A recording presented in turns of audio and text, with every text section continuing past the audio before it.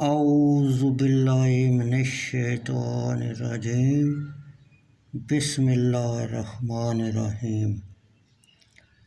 بخاری شریف جلد سوم حدیث نمبر 1458۔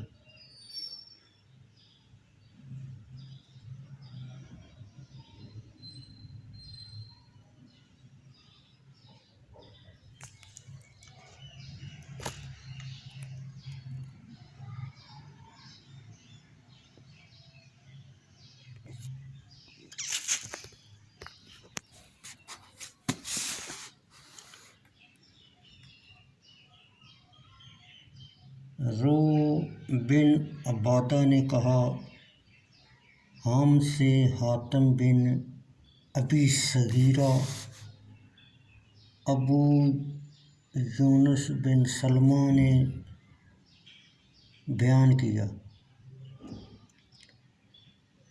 انہوں نے کہا، ہم سے عبداللہ بن ابو ملائکہ نے بیان کیا۔ انہوں نے کہا، مجھ سے قاسم بن محمد بن ابو بکر صدیق رضی اللہ تعالیٰ عنہ نے بیان کیا۔ انہوں نے کہا، مجھ سے ام المومنین حضرت عائشہ رضی اللہ تعالیٰ عنہ نے بیان کیا کہ رسول اللہ صلی اللہ علیہ وسلم نے فرمایا، قیامت کے دن جو بھی حساب لیا جائے گا وہ ہلاک ہو جائے گا۔ ام المومنین حضرت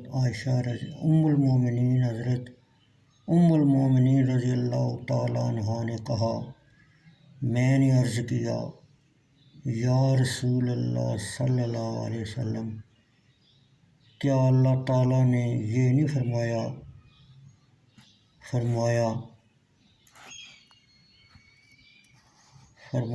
تو وہ جو اپنا نامہ مال دانے ہاتھ میں دیا جائے، اس سے عنقریب سہل حساب